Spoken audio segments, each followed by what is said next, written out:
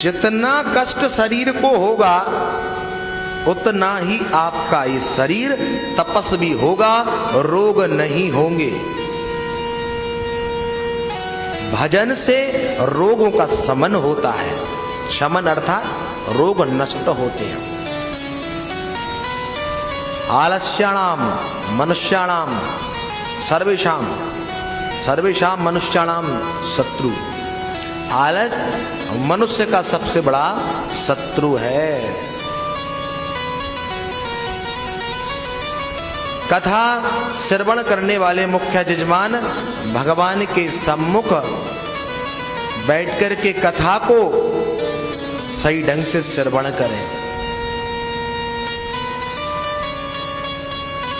ये नहीं होना चाहिए घर की बातों को सोच रहे, अरे आज इनका हिसाब देना था, उनका हिसाब देना था, उसमें ही लगी हैं। भोले बाबा बहुत अच्छे हैं। भोले बाबा ने देखा कि मुर्दा बड़ा कमाल का है, ये तो ऊपर टंगा है और इसके बिल्कुल शून्य है, कुछ बोल नहीं रहा है, और इससे सब कह रहे राम नाम सत्य है।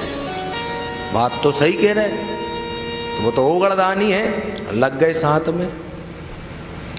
अब है साथ में लग गए तो पहुंच गए मरघट तक।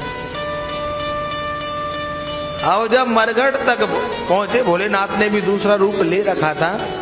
अब सबके पास खड़े होकर के भोलेनाथ खड़े हो गए और कान लगा के सुनने लगे कौन क्या कहने लगा। तो सब पता है क्या कह रहे थे कि इसको आज ही मरना था, आज मुझे किसी से पैसे चाहिए थे, हैं? वो आज ठीक 12 बजे,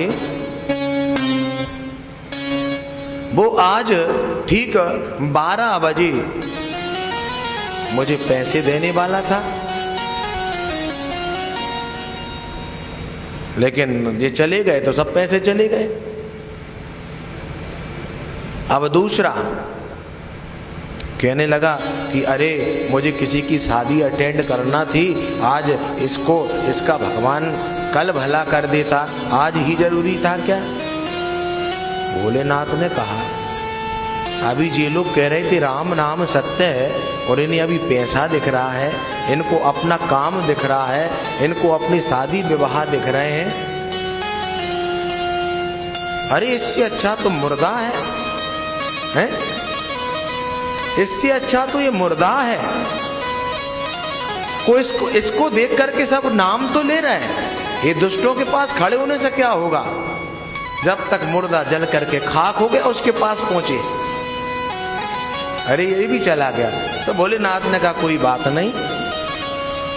उसकी भस्मी भगवान भोलेनाथ ने अपने पूरे शरीर पे लगा ली और मस्त हो गए। तो तभी से यह रीति चल गई है कि जिस किसी का भी देहांत हो जाए, यदि काशी में हो तो बहुत अच्छा, या तीर्थ में, कोई भी तीर्थ में हो जाए और वह धोखे से भी उसकी भस्मी, मुर्दे की भस्मी चढ़ जाए भोलेनाथ पर, तो ये मान लीजिए उसके लिए भोलेनाथ अपनी शरण में ले लेते हैं। महाकाल में यही होता है, प्रतिदिन एक मुर्दे की भस्मी जाती है और कितने मुर्दों का भगवान कल्याण जो जलता है। यदि नहीं भी पहुंचती है तो मेरा शिव शंभू उनके पास पहुंच करके उनका उस प्रकार से कल्याण कर देता है।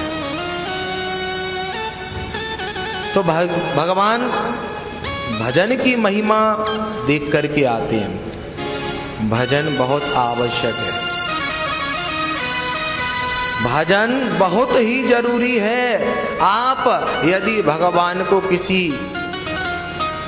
से बांध सकते हैं तो केवल भजन से, भक्ति से, प्रेम से। हे राजा परीक्षित, अपने शरीर को अपवित्र ना रहने देना, साफ स्वच्छ कपड़े पहने, ऐसे आसन पर बैठे कि वह स्वच्छ हो, उस आसन पर बैठ करके राधा कृष्ण एवं भागवत महापुराण का पूजन करें। एक समय पर की गई पूजा विशेष फल देती है। अनेक समय नहीं होना चाहिए, कभी सुबह कर ली, कभी दोपहर को, कभी शाम को।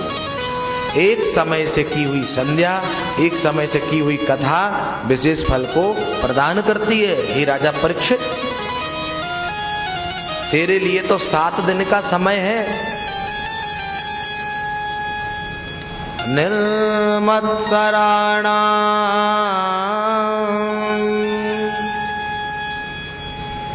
इस संसार में काम, क्रोध, मोह, ईर्ष्या, काम में अपराध होगा, काम को त्यागना होगा। कथा श्रवण करने वाला यजमान अपनी काम वासनाओं को जागृत ना करे, इंद्रियों को काबू में रखे। क्रोध, किसी भी प्रकार से कुछ भी हो जाए, कथा श्रवण करने वाले मुख्य जजमान एवं अन्य जजमान क्रोध को ना आने दें। यह दूसरा लक्षण श्रीमद् भागवत कथा में आता है। मोह, किसी प्रकार का मोह नहीं होना चाहिए। ईर्ष्या,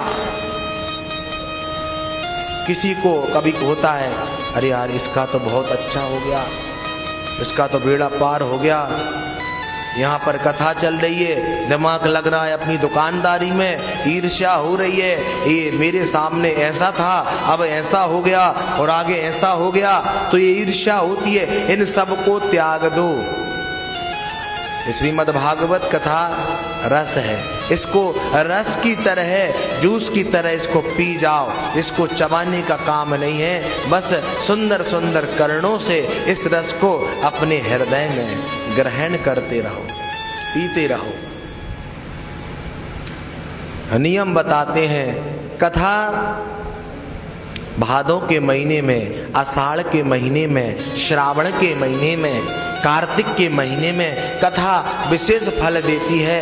और यदि आप कभी भी कथा कराएं, श्रीमद् भागवत कथा, तब भी भगवान फल प्रदान करते हैं। महाराज जी ये बताइए, तो उसके लिए कोई चौगड़िया भी देखना होती है? भगवान के भजन के लिए ना कभी समय देखो ना कुछ। यदि तुम सीता राम भी कह रहे हो तो कह डालो, कल का कुछ पता नहीं है कि कल तुम्हारे साथ क्या हो जाए। इसलिए तुम्हें ये अवसर प्राप्त हुआ है, इस अवसर को नहीं जाने दो।